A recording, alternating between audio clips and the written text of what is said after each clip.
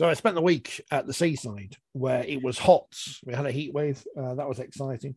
And I did see 2 rugby league shirts while I was there. One Castleford and one of the Rob Burrow Magic Weekend Leeds super shirt in a sandwich shop in Filey as I was walking past. So that was my whole rugby league for last week. I didn't watch anything until I got back because there's no Sky in a caravan. I mean, you could probably pay for it, but what did I miss anyway? I don't know. But I come back. Leeds have won everything. They're not in Christ anymore. Warrington are, which he's good to see. My team Wakefield play in a dilapidated hellhole, which apparently is news, and the bottom of the table below Toulouse, who should be kicked out. I'm fully in agreement now. We should kick out all the French teams. Get rid of them all. What an unedifying week during which IMG are taking soundings about the future of the sport that we've now got into another spat about what teams bring to it, whilst external people are deciding whether we're a viable investment or not. It's like my other favourite debate, which is every time there's a game involving Golden Point, everyone's saying, "Oh, I don't like Golden Point." But then when the weeks when it's not around, or say like at whatever Newcastle Stadium plays, Kingston Park, yeah, I've been there. Should know it's 24 all. They don't have Golden Point in the Championship, and everyone goes, "Oh." I mean, that there are 2 things I don't understand about Golden Point. Whether people like it or not, it's a debate we've had before. I think there is some merit to it that sport should be about winners and losers. The only things I don't understand is if you have it, you've surely got to have it across all of the divisions. Otherwise, that makes no sense whatsoever. And the other thing is, why after 10 minutes would you then say a draw is acceptable? Either you play on until a team has won or lost. And I know that sometimes if that's a televised game, it affects the schedules, but there seems no point to say, oh, well, only 10 minutes of it and then a draw. That's fine. You can have a point. Yeah, as bad as some of our teams are, at least they're not as bad as the Boston Red Sox, who lost 28-5 or something to the Toronto Blue Jays. So at least Toronto are winning at something these days. But in baseball, the games can go on forever. In ice hockey, they go on forever, or doing the playoffs at least. Let's have just unlimited Golden Point. Or not, or scrap it. I don't care anyway. Wakefield lost. Saints won. Well done to them. It was quite a strange Sunday because I devoured so much rugby league. Starting with the women's nines, I think it started at 10:30, 10:45 or something. So I had that on the telly. I was listening to Radio Cumbria's coverage of Wakefield Trinity versus Barrow in the Women's Super League 2. Brilliant coverage, by the way. Really enjoyed the commentary. I thought it was very fair and really, really informative. I learned a bit. Apparently, if you're over 40, because Barrow must have a player over 40, then all your stats aren't recorded in terms of meters made and stuff. I don't know why, but that's what I heard on the commentary. So it could be wrong, but Barrow smashed Wakefield anyway. And then I after the nines was midway through, I had to stick another feed on to watch Halifax and the Roosters, who are now my team in the wheelchair rugby league. So apologies, London, because now I'm supporting you. They lost. In a great game there, which was very exciting. Although Halifax were dominating at halftime, they went on to win narrowly in the end over the Roosters. Leeds had a hat-trick of wins because they beat Wigan in the wheelchairs on Saturday, which you saw, which apparently was another good game as well.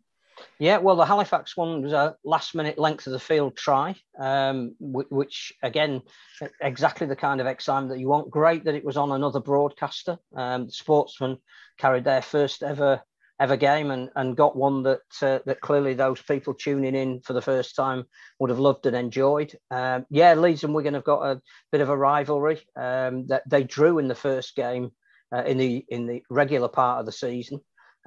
Really exciting, and it looked like it might have been that way at halftime in the match on Saturday. But Tom Halliwell accidentally scored 5 tries on the bounce in the second half, and he was the ultimate difference between the teams. It was again a really high standard. Declan Roberts absolutely superb for Wigan, and Nathan Collins and Tom Halliwell in partnership brilliant for Leeds. Leeds, I think, 2 points clear at the top of the table. They now play Halifax next week. And if you're talking about rivalries in rugby league where teams genuinely dislike each other, in wheelchair, it is Leeds and Halifax. So that will be well worth either getting along to or trying to find a feed of. And Jack Brown, who I think is acknowledged as the great wheelchair rugby league player, man of steel, at least on one occasion, possibly two, emigrated to Australia, but he's coming back to play in the World Cup for England, which is fantastic news for England's hopes of winning it. And he rejoins Halifax, and his debut will be this weekend against Leeds. So it even adds more spice to a game that go a long way to determine who wins the League Leaders' Shield. So much to offer in our most inclusive of sports. Not exclusive, that's the wrong word. Most inclusive, unless, so on and so forth. A cynical friend of mine who's not a big fan of the women's game, apart from when he's making money off it, which he did on Thursday because he had Leeds on the handicap. His words, Hannah Butcher, she's a proper player. Leeds beating Wigan 64-6 on Thursday afternoon. Georgia Roach, she was the star, I guess. She got the man of the match in the paper, not man of the match. She was absolutely unbelievable. And of all the Man of Steel points, Albert Goldthorpe awards, her performance would rank against any. Absolutely dominated that game. Was truly sensational in the middle of the field. And again, just a slight rumour that maybe there is an NRL team watching her. Whether she would be prepared to go or able to go, I'm not sure, but that is the quality that she's playing at the moment. When I saw that Courtney Winfield Hill wasn't in the side, I was about, but no, I need not have worried. Elsewhere this weekend, that was the only game in the Group 1 because obviously there's nines. Warrington beat Bradford 60-0. Fev beat Castleford 38-4, and as mentioned, Barrow beat Wakefield 68-4. I'm looking forward to Featherstone and Barrow at the Bash, which opens up Sunday, hoping to ask some big questions after the game of the coaches. I think at least one of the coaches could answer a question for us. In the nines, York won the final 7-0, defences on top and the rain in Salford. Tara Jane Stanley, who is the current, well, I guess she's the front runner for the Woman of Steel, but we don't know how it's been voted on this year. So it's just people in the papers saying that and this programme. Although we're also going to throw Zoe Hornby's name in there as well. York beat Saints in the semi-finals 26-0. Leeds beat Catalans 23-7. Catalans impressive in their wins over Warrington in the group stage, in a win over Warrington in the group stage, I should say. But it seemed a good event to watch from TV. Again, I had the sound down for much of it because I was listening to the Wakefield game, but it looked good enough. Obviously, having the camera pointing towards an empty stand there helps, but York pick up a trophy. Congratulations to them. Hopefully it's an idea that is repeated next year, because it seemed to be a good concept and it builds year in, year out, and this, that, and the other. And yeah, it's good. And some fringe players got some game time for some clubs. And well done to Warrington as well, who had to put out a team there and in the Women's Super League as well for many and various reasons. So, they may have lost their matches, but well done to them for doing that and showing that there's some depth coming through at the Warrington club. I think you've hit on a point there, though. If we are serious about creating events, and it's as true of the Bash next weekend, it was of Magic Weekend, we clearly need to give it a sense of priority that teams shouldn't play at the same time as a nines tournament's going on. If we quite rightly are lauding the fact that this is the first time that there's been prize money at a women's event, let's fill the stands with people, because they're not being dragged elsewhere to watch games that are being played at the same time. The scheduling of it, how you fit it into an overcrowded season, if it's a concept that's got legs, then let's give it some actual prominence in the fixture schedule, and see if we can get more people there and more excitement surrounding it. And unless the dates move, 7th of August Leeds versus Saints, 28th of August Leeds versus York, which should be another couple of big fixtures coming up in the next few weeks in the rest of the Women's Super League title. Yeah, the game on the 7th is a double header with the men as well. It's not on television, but that's a Sunday, which is unusual at Headingley. There aren't many games that are played on a Sunday. So you've got the women's game, I think, round about 12 o'clock, and then the men against Salford, which again could be a really key game to decide who's going to get perhaps 6th spot in Super League and a playoff berth. So that should be a really, really big afternoon. Leeds and Saints women, you'd pay money to watch that as a standalone home game. If you're getting 2 for your money, get along if you can. I mean, my plan is to go, but I'm not going to pay. I'm going to use me media pass because I'm cheap. Leeds obviously beats Wigan to everyone's surprise on Thursday. That was ages ago now. Hull Castleford on Friday. What a hilarious game this was. Brilliant in discipline from both sides. Chris Kendall's back pocket like a toaster. Liggy Sowell just asking, why have you sent me off for hitting this bloke in the head? Why have you done that? Connor Wynn getting sin bin for acting like a spoilt child. I thought that was brilliant of Chris Kendall. Less of that, the better. So, that was good. Great performance from the Tigers as well. 38 points without reply, which again is to their absolute credit. But you do wonder what is happening at Hull at the moment. All the questions that are being levelled at Warrington are equally applicable at the moment to Hull. I just don't think they know what their best side is at the moment. It's decimated by injuries in key positions. I'm not sure bringing in too many lone players helps with the balance of the team. And then when other players are fit, Jake Connor just didn't seem happy at standoff. He sort of made the fullback berth his own, but when you brought in Jack Walker and he'll only play at fullback, how do you mix and match? And they just look like they're in a spot of bother and vulnerable in that top 6 at the moment. Cass look like they may well have cemented their place in the playoffs, and we've got about 5 teams now vying for perhaps one spot, but you'd have to say Hull are vulnerable. Well, Lee, do us a favour, stick the reserves out on Friday. I mean, 2 great tries from Hull. I mean, how McIntosh put the ball down, I've got no idea. And I'm not quite sure the video ref knew either. And Danny Houghton, which we didn't see, but great opportunism from him.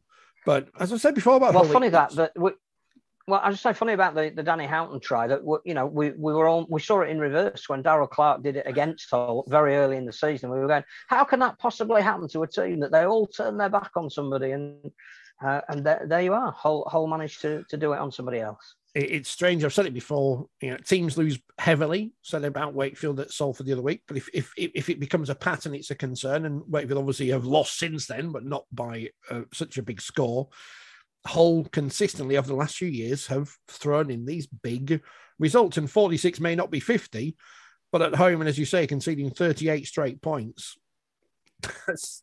It's a concern, and it can't be the coach because it's a different coach than the one before, and the one who was there. So something's wrong at Hull, but what it is, attitude, recruitment, this, that, and the other, I don't know. It's not as if, Michael Shenner's just come to the club. Gareth Ellis hasn't been in his role forever, has he? So it's a mystery, as Toya would say. And the academy team under Michael Shenton, I think, have only lost once this year. So clearly he's doing a decent job in the area where he's making a contribution. So, yeah, I don't know what the answer is. I don't know if it's too many players who were bought and not enough is allowed to germinate through the ranks. I don't know. I think every successful team has that balance of locally produced talent where it means something to wear the shirt and adorned with some top names from abroad to bring the best out of them. I'm not sure Hull have had that balance right over the last 3 or 4 years, and I'm not sure Warrington have either. No, the concern for Hull is not just the fact that they're now level on points with Hull, KR and Salford, who both won at the weekend, but their points difference is dreadful. Minus 107, Leeds just behind them by a point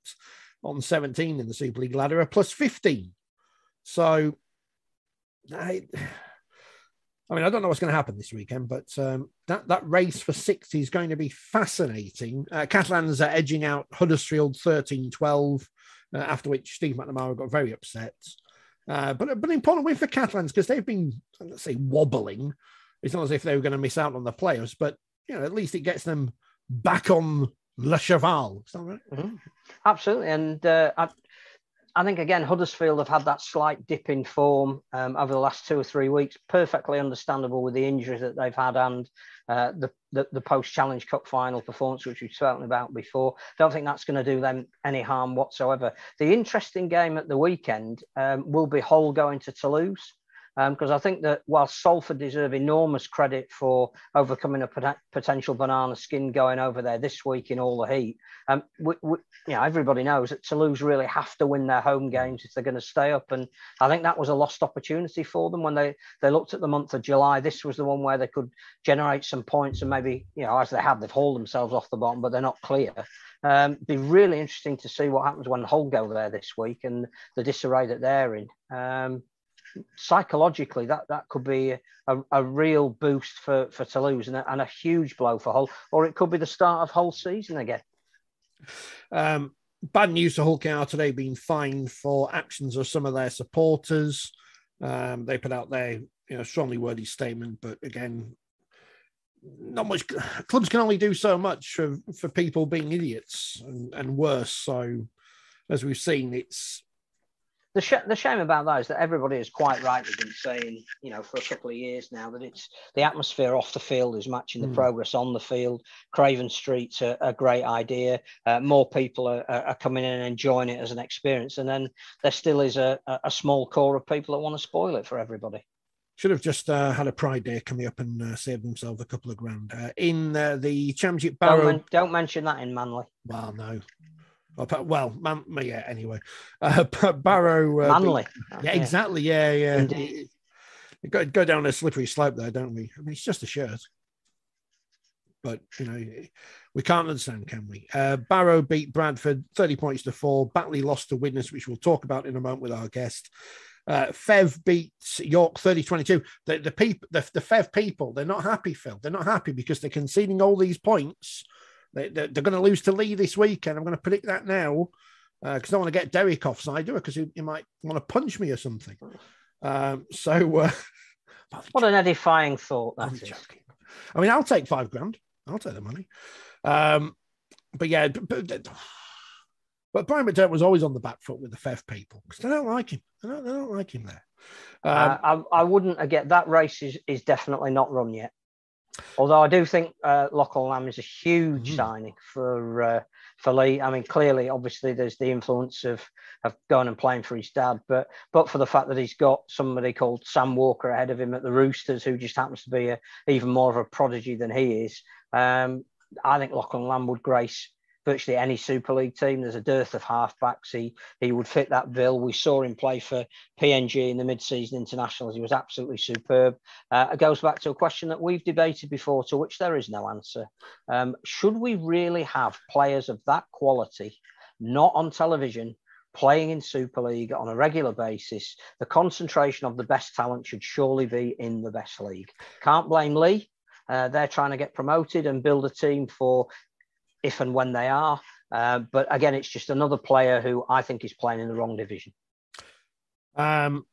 Speaking of that division, London beat Halifax 38-10. London, who play Sheffield at the Bash on Saturday. Fabulous result for London. They've turned a corner, so to speak.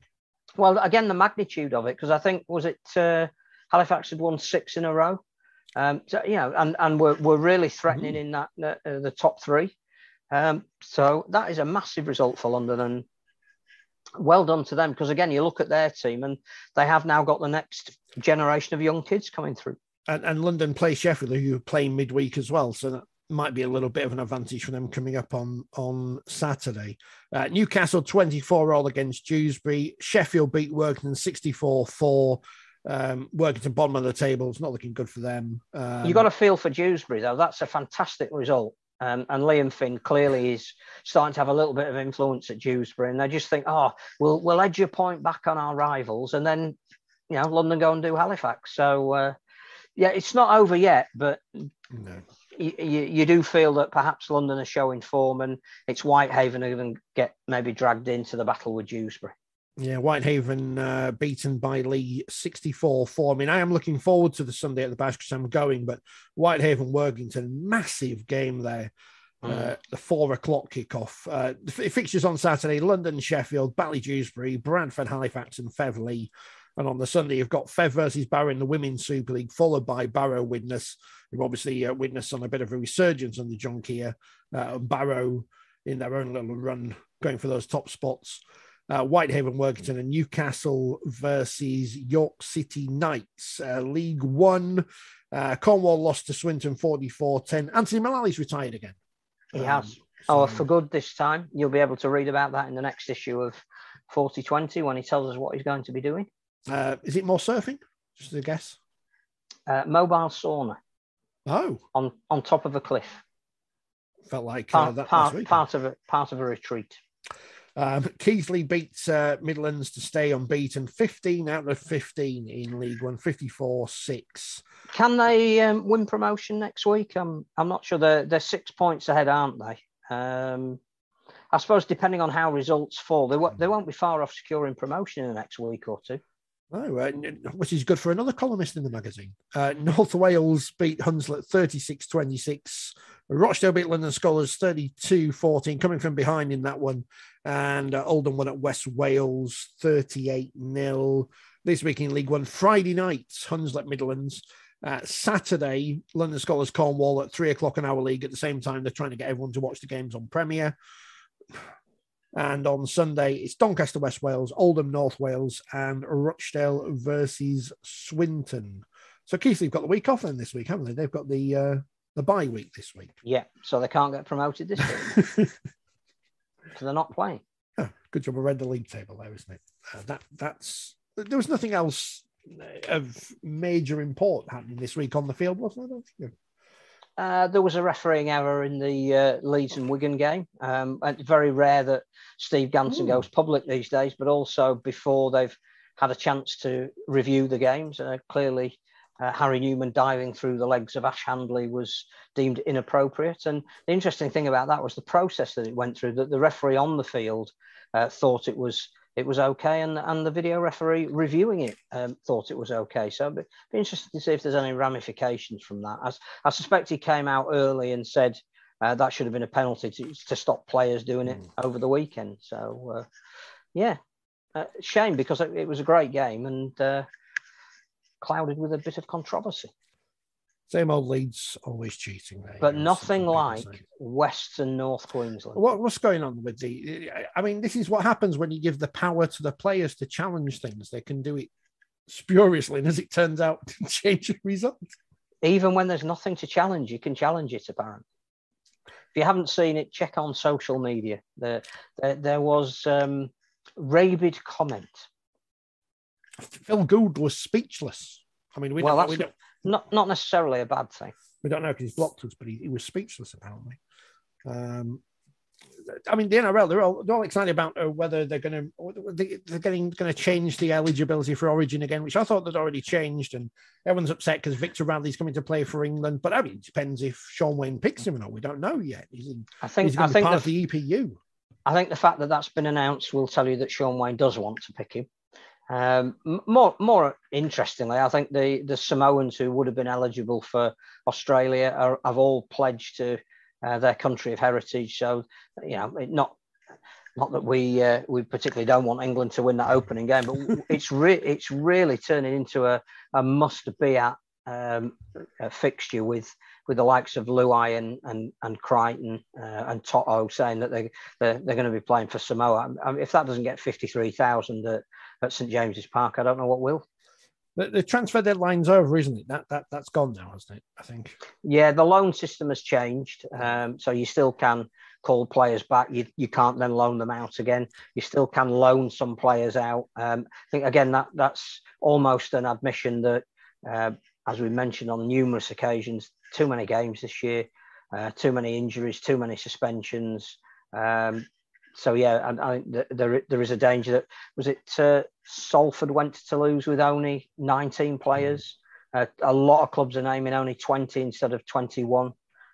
So yeah, we've got a double round still to come at the end of August. So yeah, I think somebody had to do something to try and keep that player pool fluid a little bit, and Wakefield of course benefited with Jamie Shaw. It chose Wakefield over Castleford. What a fine judge of and who plays who this week? No idea. Wakefield play Castleford. He won't get any stick, will he? No, it's bad news though, isn't it, for Kevin Proctor, who's the top story on the BBC website right now. being sensationally sacked by the Gold Coast Titans for being a Burke, he can't just pitch up at Warrington now because the thing's gone. So he's going to have to, I don't know, do something else. Oh, poor him. But at least the BBC website hasn't picked up on the Manly story yet. So, it's currently it's comedy man smokes and gets sacked rather than, is that all the news? Is that the news? I think that's the news. It's some news for sure. It's the news I want to speak about. I don't want to speak about some parts of the news, but other than Huddersfield's super secret signing, how did they keep that one secret? That was excellent, and I must say that the social media that accompanied it was superb as well. 4020 on the video. Yeah, we were second in. No, it was really cleverly done. I think we'll debate whether that's the signing that they hope it would be, and whether that means Ricky Lutelli probably won't be there next year now. Wonder where he might end up. I think I heard Catalan were interested in signing him. And is it Samisoni Langi out of contract? So I suspect that if they could get Lutelli to replace him, then that would enhance their squad. So we'll see how it plays out. But yeah, Kevin Aguama, very left field signing, but done brilliantly, done absolutely brilliantly. Well done, the Giants media team. Yeah, I mean, it's an old adage from professional wrestling that the writers would make sure that the owners of the thing are on telly a lot, because then they get happy. So as soon as they tweeted out that video that mentions pretty much everyone in the rugby league media, they were going to get all the retweets they wanted, because if there's any bigger group of egos than rugby league media people, and I'm not sure I've met them yet. I don't know, but and they took the mickey out of Salford fans at the end, so that was funny. So lovely. I mean, again, just really well done. That is the kind of rivalry that we want. And whilst as we said, it not a great look for the spat that Catalan, Huddersfield, and ultimately Lee got involved in. The next time that Huddersfield play Catalan, that's going to have massive spice attached to it. And that's what we want. Those are stories that we can all tell and the outside world looking in on. Interesting as well that Steve McNamara, who played for Huddersfield, was quite keen to bring that into his press conference post-match as well. Two of them after Wakefield didn't pay him. Maybe we could get, do they still have those sumo suits? They were a thing we used to have in the past. Get Ken Davey and Bernard Gouache. Now he's back. He's unbanned. Get them in the sumo suits on the pitch before the match. Well, haven't we got the Zorb balls at Headingley at half time? Yeah, get them in one each of those. Get them on loan for Huddersfield. Ken and Bernard in their balls, bashing into each other. That's the kind of entertainment I want to see. I wonder what Ken thinks about it, because clearly he is still. I thought you were going to say about the current leadership debate. No, I don't want to know about that. Don't want to know. But clearly, he is the interim chair of the Super League board, and yet, his club and saying we don't want particularly two of the clubs in the competition that are currently in there. It's just wherever you look, it's not great. I thought the colander, the sieve, if you will, had been taken away with Robert Elston, but the leaks are back. It's good to see that the more things change, the more things stay exactly the same, which is. Well, where would we be without it? I mean, where would rugby league be without constant infighting and nonsense? We'd probably be a major sport. No. Well, at least we're not cricket. So that's. Cricket Scotland. No, don't go there. I won some tickets to go watch Yorkshire today, which is a good job I didn't go, because A, it was in Scarborough, B, it's rained from us, and B, Yorkshire, I think, were 50 for 6 at one point. So. 150 odd for 8, I think, the last I saw.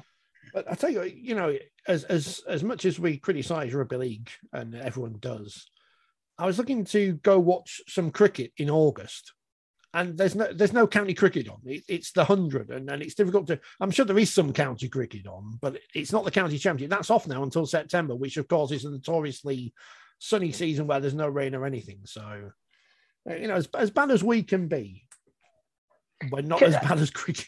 Can I raise a point here about scheduling? This Saturday, there wasn't a huge amount of live sport. It's one of those fallow weekends where the tennis has finished, the open golf has finished, football's not due to start till next week and then the week after. British Grand Prix's gone. Yeah, there aren't too many live events. Hats off to the darts. That looked like it was absolutely fantastic. We've got 2 games on Saturday night in France, both of which have massive implications at both ends of the table, and we can't get a feed for either of them. That is known as shooting yourself in the foot. Remember when we're going to have cameras at every game and everything? But the stupid thing is, you're watching on social media to see how these results unfold, and within seconds of a try being scored, the Betfred feed has got the try in sufficiently good detail for you to say, why isn't that a YouTube stream? Or, can we not get that on somewhere, somehow? So again, we shoot ourselves in the foot. What happened to games on YouTube? And why weren't the 9s on YouTube? I know they're on our league, but again, we're hiding it behind a wall that people might not find. Not saying it wasn't good coverage or anything. I'm just saying we're just hiding things. If we're putting money into something, give it to the biggest possible audience. Well, I think that's a very good argument for the Bash as well, which it would be interesting to ask our forthcoming guest about, because, again, I think the danger is if all you ever do is preach the converted, what's the point of actually doing it? It's interesting how people change their minds when money's involved. For years and years and years, Barry Hearn has said that the PDC darts is an open to everyone. And lo and behold, when some money comes around and women's sports in the agenda in the SNSA, they create a women's event, and it was on telly yesterday afternoon and everything. It's amazing how that works. Yeah. Funny that, and I think he's relatively successful, isn't he, as a promoter? Yeah, fairly. Now, probably someone might be worth listening to. Possibly. Now, somebody who's certainly worth listening to and is successful. Oh, look, it's professional. I like that. What a segue. Oh, no. Is Craig Lingard, who is the coach of Batley Bulldogs, fashion icon, and has dressed up for us to talk about their forthcoming extravaganza in Leeds and life, just in general, at Mount Pleasant. So you listen to him now. Enjoy the weekend of rugby league. We'll be back next week with another super special guest to talk about the 13/9/6 perhaps aside code. And if you've got any wacky suggestions, Craig Lingard is obviously now the new Peter Fox in terms of coming up with ideas. So, and the notorious hat wearer. I'm going to shut up and we'll listen to Craig because he knows what he's talking about. And as you'll see from some of my questions, I ain't got a clue. The big disappointment, Craig, is you've turned up and you've actually dressed up for us as opposed to being on the TV. I mean, where's the hat? Where's the vest? What's going on? Hey, I've got me. Where are we now? I've got my hat in my bag somewhere. I've got no flip flops on though. My footwear's still off. Oh, I've lost my hat. Yeah, it's in my bag somewhere. Is my hat? Let's fill for us in the Batley Club shop. Oh, there we go. Look, how's that for you? Now, are we expecting all the Batley fans at Headingley on Saturday to be wearing said headgear? Is that going to be the theme of the afternoon? Well, I told club to get some club ones printed off, and I'd wear one of them and see how many they could sell. But I don't think what's happened as yet. It certainly kicked up a bit of a storm. Anyway, I got more comments on me hat and me no flip flops than we did on the win. Well, I mean, as is unfortunate with this programme, whenever we get someone on, something's gone wrong. And unfortunately, you didn't win at the weekend. What happened against Widnes, who are obviously on a bit of a resurgence at the moment? Yeah, no, Widnes were very good. We can't take anything away from Widnes, and they managed the pitch and they managed the conditions really well. I've watched the game back today, and I think in that second half, it was 20 minutes into the second half before we even got to play the ball in Widnes' 40-metre area, and that was our last tackle play. And we kicked the ball and got penalised for being offside. So it weren't a great second half from us. Widnes, they dominated all that field position in the first 20 minutes of second half, and we just didn't do enough in the first half. And it's as simple as that. And Widnes came really well prepared and carried out the game plan perfectly. So there were no complaints from us on the day. Widnes were very worthy winners. It's almost as if the Widnes coach knows the lie of that land in some way or other. It is, yeah. I don't know where he's got that experience from. it was a real. You could tell it a real typical John Keir team performance in that second half, and the halves that they've got there, Matty Smith and Danny Craven, really intelligent and been around the block a few times, haven't they? And they carried it out to perfection, So you've got to take it off to a team that come and do a job on you. And I mentioned to our players before the game that, as well as we've done over the last couple of years, our home form's not the greatest. We've won less than 50% of his games at home now in the last 2 years. So we've played 21 games at Batley over the last season and 3 quarters near enough now. We've only won 10 out of 21, which is a bit worrying for us, really, because we need to manage the game a little bit better. I think teams do come prepared now to play against us, and they come switched on. They know that we're going to give them a battle, going to give them a game, and teams come really switched on. And I think they're a bit like us, really. When we go away from home, I think our mindset's a little bit different, and we tried to approach our own game more of as an away game this week, and unfortunately, it didn't quite happen for us. Which is odd, really, because you've got one of the most unique home venues in the whole of rugby league. If anything, you should be playing to the advantage of the 9 oil. You should, yeah, you should, and it's something that we try and do. It's something that we're conscious of, and maybe because we play there every other week and we train there 3 times a week, it's less of a unique feel for us, and it becomes more of a normal feel for us.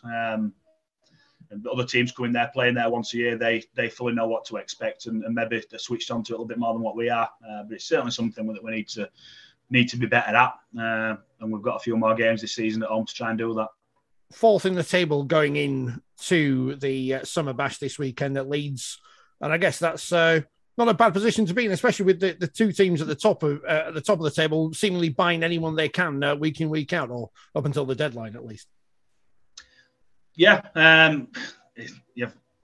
good luck to them. It'd be nice to be able to do that. But I think there was a stat come out this week that we've used the least amount of players of any club in the top 2 divisions.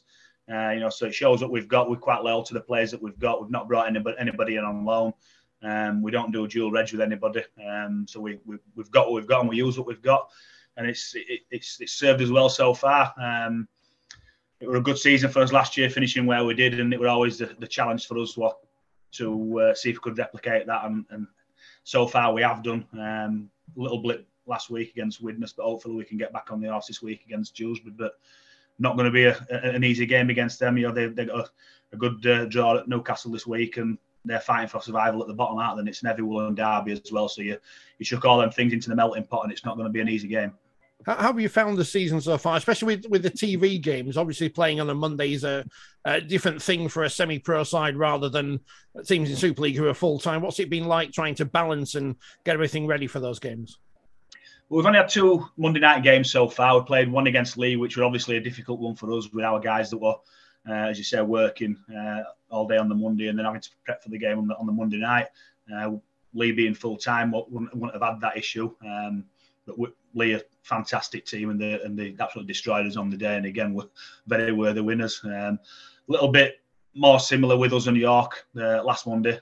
2 part-time teams, and obviously, part-time teams will have people at work, and having that prep issue of work before the game and the heat as it was. I think it was a very good game. And luckily for us, we managed to win that game and get a couple of points kickstart over York. We've got a couple more games as well on TV. We've got Dewsbury this week, Dewsbury again on a Monday night, and we've also got Halifax on a Sunday evening, which is the 3rd game in eight days that we've got of this next coming week. Yeah, the fixtures are out in League Express today. It doesn't mention that you're playing Sheffield midweek. How do you cope with that kind of a schedule?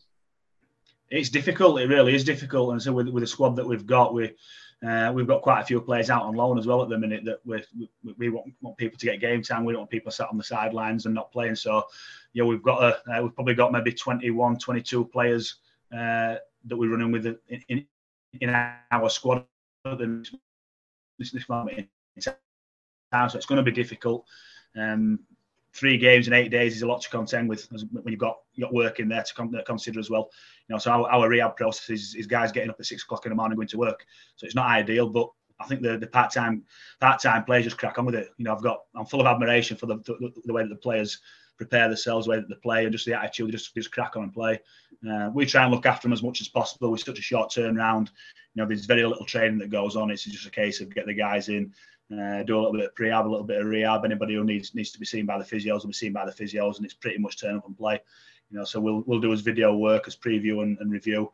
But in terms of the work that the guys do on the field in between them games over such a quick turnaround, it's very, very minimal. Do you reckon that that's one of the reasons why you have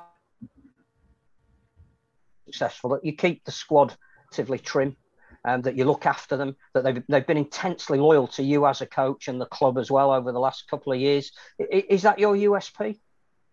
Yeah, I think you've got to have that loyalty, and you can't just chop and change. For me, you can't chop and change a massive amount of your squad year in, year out. You've got to have that consistency.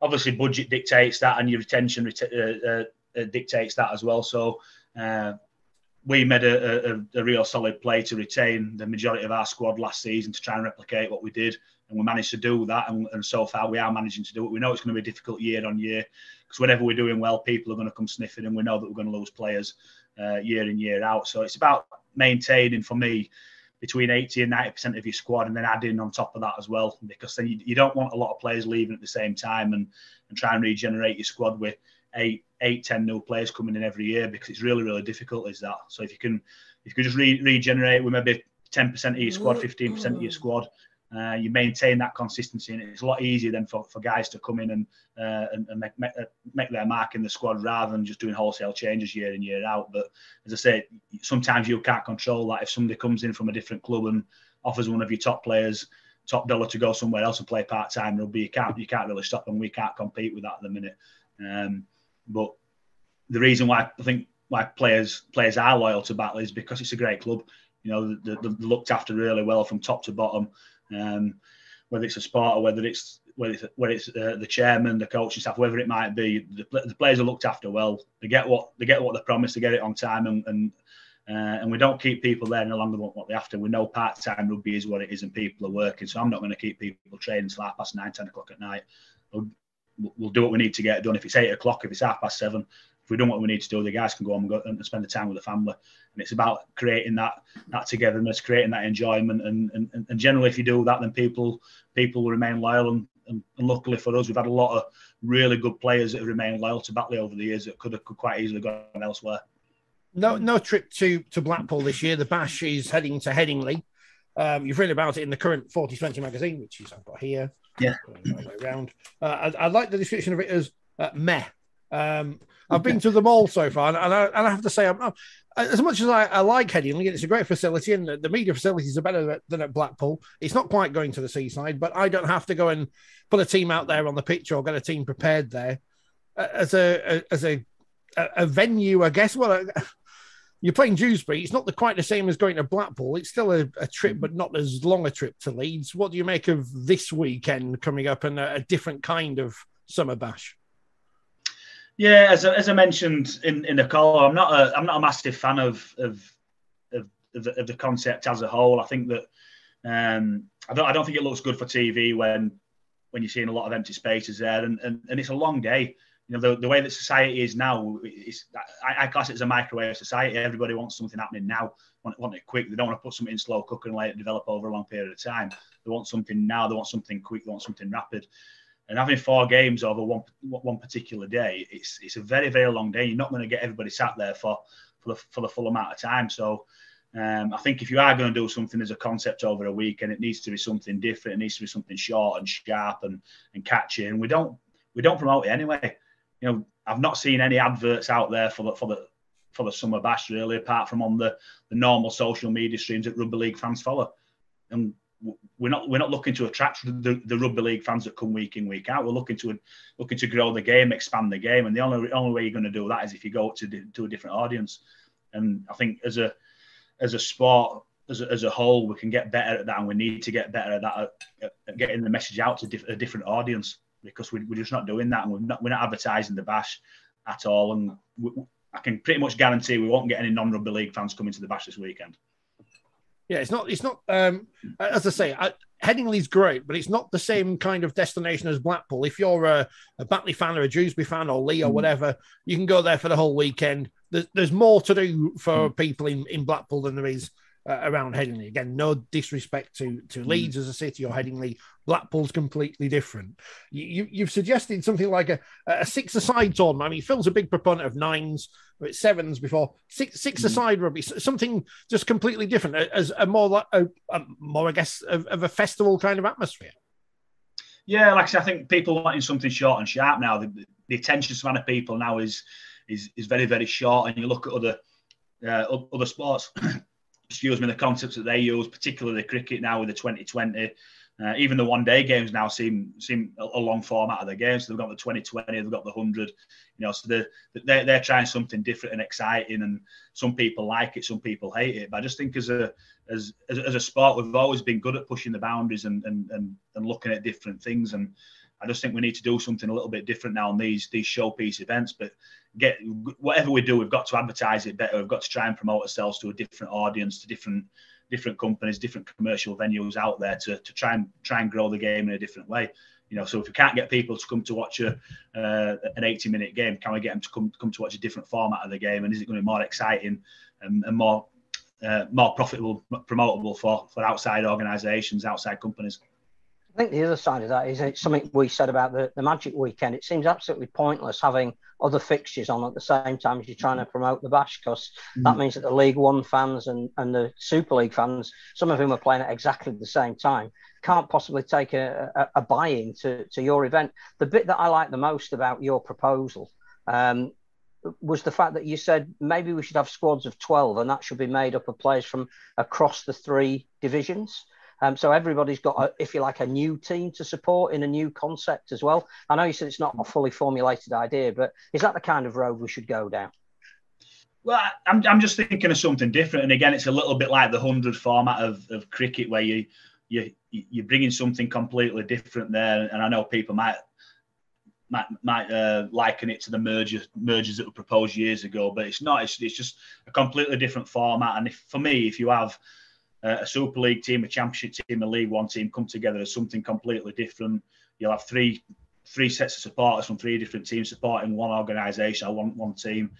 As I said in the proposal, you'd have to have 2 people from each division on the team at the same time. So you're having that buy-in, you're not having 4 Super League players and 2 Championship players on the field. You've got that sort of cross-the-board involvement there. But when you're doing that, you've got to have the financial capacity to do that, because teams aren't going to release their players to play in something like that unless there's the insurance there to compensate for players' wages if they get injured in that format. So again, it's going to be something, if it did come in, you'd have to finance it. You'd have to get outside organisations coming in to give some big prize money there, so that prize money could be shared across the board and make sure that clubs are compensated if any of their players get a long-term injury when they're playing in that competition. And I know something else you've spoken a lot about is you can almost predict where teams are going to finish in the Championship by the distribution that they get or the money that they've got to spend. You, a number of years now, have had full-time teams in what is effectively a part-time division. And I know, again, it's something that you've spoken about in the past. You'd like to perhaps see Featherstone and Lee promoted and no relegation from Super League. But more than anything, you feel that would make the Championship an even more competitive division. Yeah, I'm not saying no relegation from Super League. I'm a big believer in promotion relegation, because if you haven't got that, then what's the point in playing? What I have said is that I think, for me, the way that the game is at the minute, there only seems to be, at this moment in time, I know there's other clubs that are working to get there, but at the moment in time, there only seems to be Lee and Featherstone that have got the financial constraints to survive in Super League or to put a competitive team out there in Super League. But to give them a good opportunity to survive, I think if we went to a 14-team Super League, for me, you'd have to give 2 years grace of relegation to the team, so they could put a competitive squad there to give it they're all in that second year. And then any teams outside Super League, they've got 2 years then to put their plans in place for when the promotion relegation comes back in. And then I also think that any team that gets promoted out of the Championship have got a year's grace as well. So if that team finishes bottom, then the team that finishes second bottom will get relegated out to the Championship.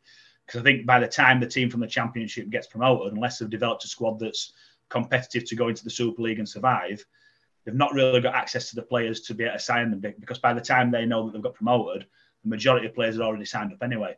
So they're going up to Super League potentially with the players that they can only sign from the team that are getting relegated from Super League. So it's just you're just going to continuously generate that yo-yo team going up and coming straight back down again. So I think for any team going up, they need that year's grace to be able to, again, have that potential to build a little bit of stability there to be able to survive. And then the second year, then they're open to relegation once they've had that year's grace. And we've seen the signing of Lachlan Lamb this last week for Lee, another great signing for the Centurions. Does that motivate your players that they're going to be coming up against somebody like him? Clearly, most Super League clubs, if not all, would deem him to be, of the quality perhaps to play in their sides. Does it demean your competition, or does it inspire? I don't think it demeans the competition. I'm certainly not against any team bringing the best quality players they can over here, because the better quality players that we've got in the competition, the more eyes are on there. As a coach, you want to come up against the best coaches in the sport. As a player, they're exactly the same. They want to test themselves against the best players and see where they are. It's very, very difficult as a part-time player. So when you're working 35, 40 hours a week, and some people own their own business, they're working even longer hours. It's very, very difficult when you're getting up at 6 o'clock in the morning and working all them hours, then come up against full-time players who've maybe had a little bit of a foam roll and a stretch and a spar and a sauna and whatever else they have on a game day and through the week. So it is difficult. It's not a level playing field in terms of playing part-time against full-time, but everybody's got the opportunity to be full-time. And it's down to the clubs to make sure that they can be financially viable to be full-time. So there's that option and opportunity out there for everybody. At this moment in time, there's only Lee and Newcastle, I believe, in our division, that they're out and out full-time teams. But everybody's got that opportunity if they're generating their own funds. So it's difficult to compete at times, but it is a level playing field whether you like it or not. You're second on Saturday. I know you've got a game before, so it's not as if you can concentrate on this yet. It's one of those great things. But I'm going to ask you about a game before you've played a game before it. I'm lost myself. On paper, you're so far ahead of Dewsbury without using any cliches like, throw the form book out the window. It's a derby. What are you expecting from the Rams on Saturday afternoon? Well, they're fighting for their life, aren't they? They need at least 2 wins to get above. I think it's is it Whitehaven now? Yeah. I think London went above Whitehaven, didn't they? So they need at least 2 wins to Dewsbury just to get above them. I'm not sure what the points difference is. It might be 3 wins.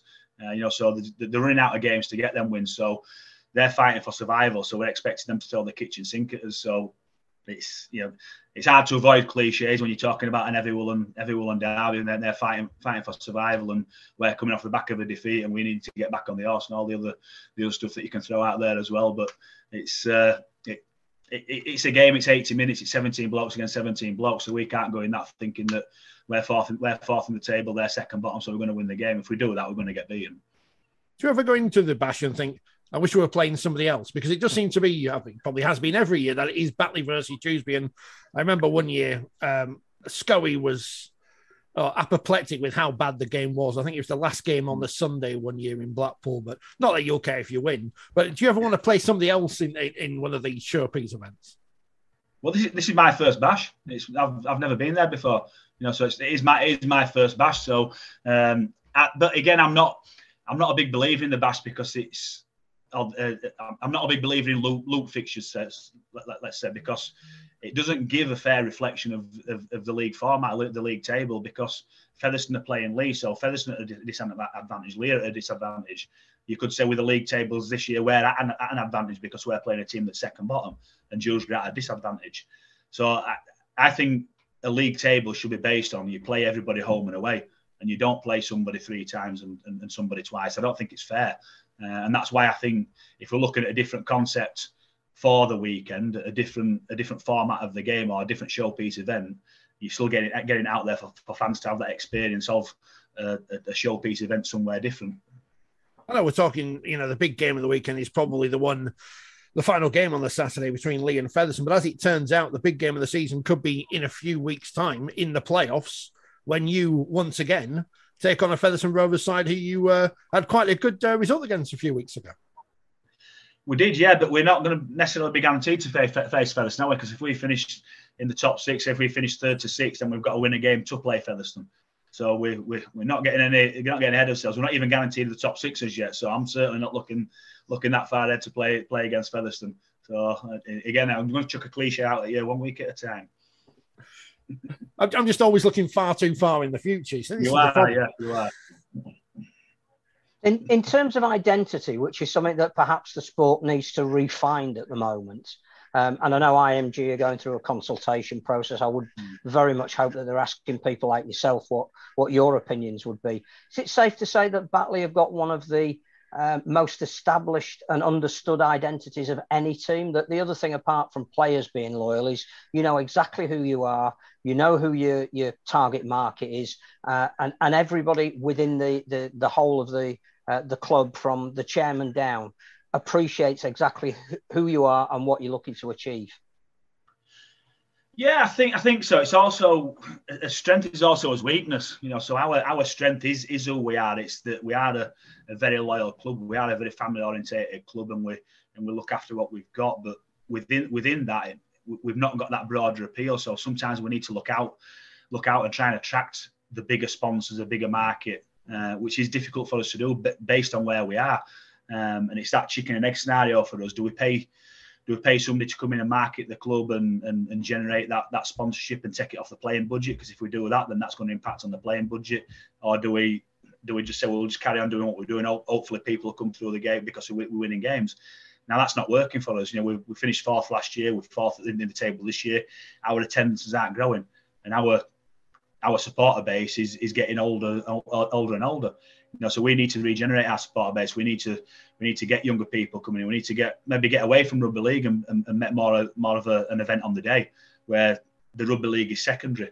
Because if we can get people coming through the gate, people will spend money, and it's not always about the rugby league. So they're looking at other ideas to try and get people coming through the gates, either on game day or away from game days. But it takes time to do that, and I think it's maybe highlighted it more over the last couple of years because the club are having to find more money because we're winning more games, whereas before, because they'd maybe win 50% of their games and lose 50% of their games and be surviving mid-table. It's that business model's been okay, but now it's not because we're winning more games.